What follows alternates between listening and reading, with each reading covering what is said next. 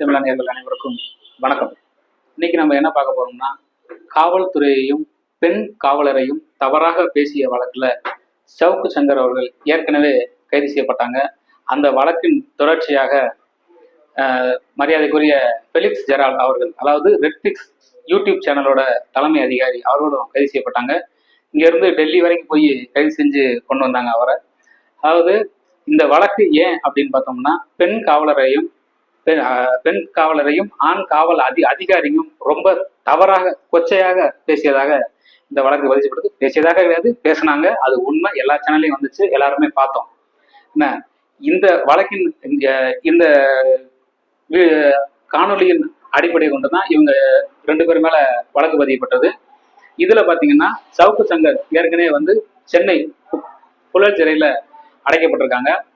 இது போக பார்த்தோம்னா ஃபெலிக்ஸ் ஜெரால்ட் அவர்கள் ஏற்கனவே ஜாமீன் மனு போட்டிருக்காங்க. அந்த ஜாமீன் மனு சென்னை உயர்நீதிமன்றம் தள்ளுபடி செஞ்சது. இது போக 2வது முறையாக தனக்கு ஜாமீன் வேணும்னு ஜாமீன் மனு தாக்கல் பண்ணியிருந்தாப்புல. இது கடந்த 31ஆம் தேதி, ஜூலை மாதம் 31ஆம் தேதி சென்னை உயர்நீதிமன்றம் இந்த வழக்கு எடுத்தாங்க. இந்த வழக்குல பாத்தீங்கன்னா சென்னை உயர்நீதிமன்ற நீதிபதியான டிவி தமிழ்ச்செல்வி அவர்கள் தலைமையில இந்த வழக்கு விசாரிக்கப்பட்டது. அப்படி விசாரிக்கப்பட்ட நிலையில பார்த்தோம்னா, காவல்துறையின் சார்பாக மேகநாதன் அவர்கள், வழக்கறிஞர் மேகநாதன் அவர்கள் இந்த வழக்குல ஆஜரானாரு. அவர் என்ன சொன்னார் அப்படின்னா, ஏற்கனவே இந்த மாதிரி தவறா பேச மாட்டேன் அப்படின்னு சொல்லி ஒரு 4 வழக்கு தவறாக பேசியதாக 4 வழக்கு ஃபெலிக்ஸ் ஜெரால்ட் அவர் மேல இருக்குது. இவர் பிரதான பத்திரமும் எழுதி கையெழுத்து போட்டு கொடுத்திருக்காரு. இதையும் மீறி இவர் பேசியிருக்காரு அப்படிங்கிறத இந்த வாதத்துல முன்வைக்கிறாங்க. இது போக ஃபெலிக்ஸ் ஜெரால்ட் அவர்கள் சார்பாக இருந்த ஜான் சத்யன் என்ற அவரோட சார்பாக ஜான் சத்யன் என்ற இந்த வழக்குல ஆஜர்படுத்தினாங்க. அவங்க என்ன சொன்னாங்கன்னு பார்த்தோம்னா, நான் பேசியதனோட விளைவு எனக்கு தெரியாம நான் இதை பண்ணிட்டேன், அதோட விளைவு இவ்வளவு தூரம் இருக்கும்னு நான் கொஞ்சம் கூட எதிர்பார்க்கல, இதுக்கு நான் மன்னிப்பு கேட்டுக்கிறேன் அப்படிங்கிற விதமா சொல்லியிருந்தாப்புல. இதனை தொடர்ந்து பல விவாதங்கள் நடந்தன.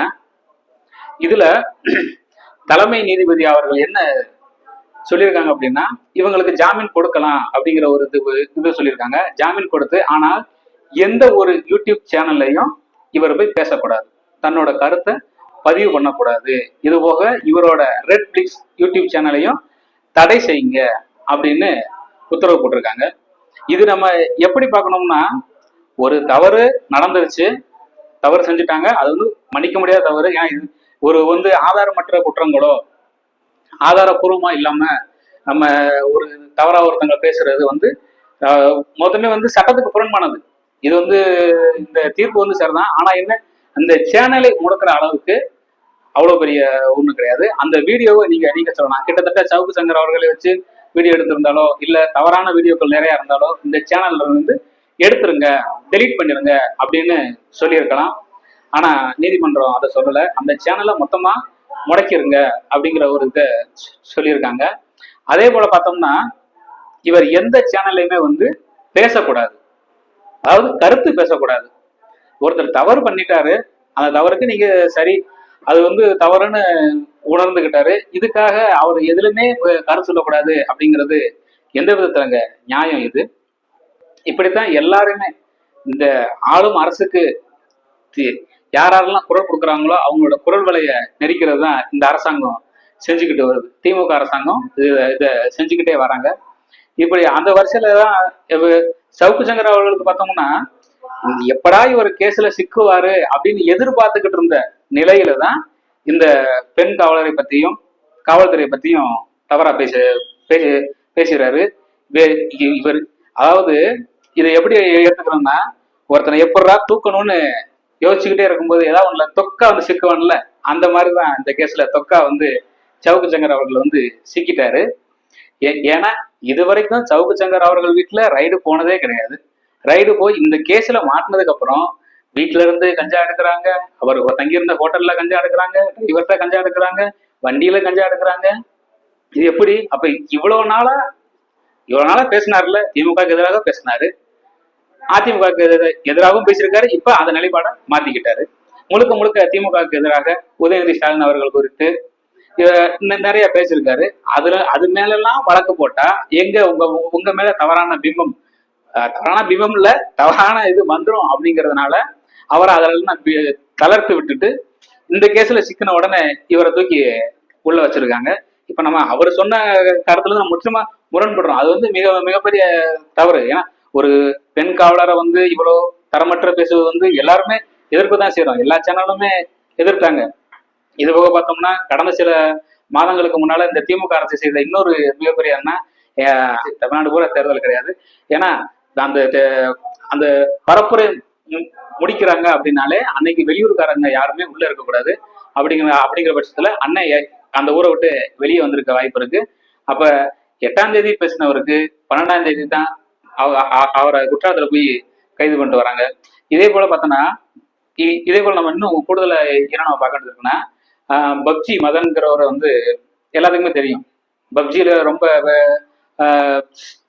சின்ன குழந்தைங்கிட்ட ஆபாசமா பேசுறாரு, ரொம்ப தவறுதலா இது பண்றாரு செய்யறாரு அப்படின்னு அவரை தூக்கி உள்ள வச்சாங்க. அதாவது உண்மையிலேயே அந்த பப்ஜி மதன் என்ன பண்ணாரு அப்படின்னா, கடந்த 2021 சட்டமன்ற தேர்தலில் இந்த திமுக அரசு எல்லா யூடியூப் சேனல்லையும் நாடி இருக்காங்க. அது எதுக்குன்னா இந்த ஸ்டாலின் தான் வராரு, விடிவு தர போறாரு அப்படிங்கிற பாட்டை அவங்க சேனல்ல டெலிகாஸ்ட் பண்ணணும்னு, அப்படி டெலிகாஸ்ட் பண்ணணும்னு பப்ஜி மதன்கிட்ட கேட்கும்போது அவர் மட்டும் மறுத்துட்டாரு. ஏன் மறுக்கிறாரு அப்படின்னா, ஆனா அவனாவே ஒழுங்கா சொல்ல தெரியாத இவருக்கெல்லாம் என்னால ப்ரொமோட் பண்ண முடியாது அப்படின்னால மறுத்துட்டாரு. அதனுடைய கோபத்தின் வெளிப்பாடாகத்தான் ஆட்சிக்கு வந்த உடனே அவரை தூக்கி உள்ள வச்சுட்டாங்க. இது போல திமுக அரசை எதிர்த்து யாரு பேசினாலும் சரி உள்ள வச்சிருவாங்க. அதே மாதிரிதான் டிடிஎஃப் வாசனம் பாத்தீங்கன்னா, இந்த பாராளுமன்ற தேர்தலுக்கு அண்ணன் செந்தமிழன் சீமான் அவர்கள்னு சொல்லிட்டு ஒரு இது போட்டாப்புல, வீடியோ போட்டாப்புல. 2 கட்சியும் பிடிக்கல, அதிமுக வேண்டாம், திமுக வேண்டாம், புதுசா வர்றவங்களுக்கு வாய்ப்பு கொடுப்போம் அப்படின்னு ஒரு தாத்தா கூட சேர்ந்துட்டு ஒரு வீடியோ போட்டாரு டிடிஎஃப் வாசன். அந்த வீடியோவுக்கு பாத்தீங்கன்னா உடனே அவர் வச்சிருக்க கடையை போய் நீ அதாவது நகராட்சியோ மாநகராட்சியோ அதுக்கு உள்ள இருக்கிற இடத்துல கட்டியிருக்க அப்படின்னு ஜேசிபியை வச்சு இடிச்சு அவர் மேல ஒரு வழக்கு. இப்படி இந்த திமுக அரசு யாரெல்லாம் இவங்க எதிர்த்து விமர்சனம் பண்றாங்களோ அவங்க மேல பூரா வழக்கு மேல வழக்கா போட்டுக்கிட்டே இருக்காங்க. அப்ப நம்மளுடைய கேள்வி என்னன்னா, இது இந்த இந்த இந்தியாவில கருத்து சுதந்திரம் இருக்கா என்னங்கிறதே தெரியல. ஏன்னா கருத்து சொன்னாலே இவங்க வழக்குன்னா ஒரு இதுக்கு வராங்க. என்ன கருத்து பேசினாலும் சரி உடனே வழக்கு. இது எந்த மாதிரியான போக்கு என்பதை மக்களாகிய அவங்ககிட்டயே இதை நாங்க தெரிவிச்சுக்கிறோம். நன்றி, வணக்கம். இது ராஜே தமிழா, தமிழ் தேசிய ஊடகம்.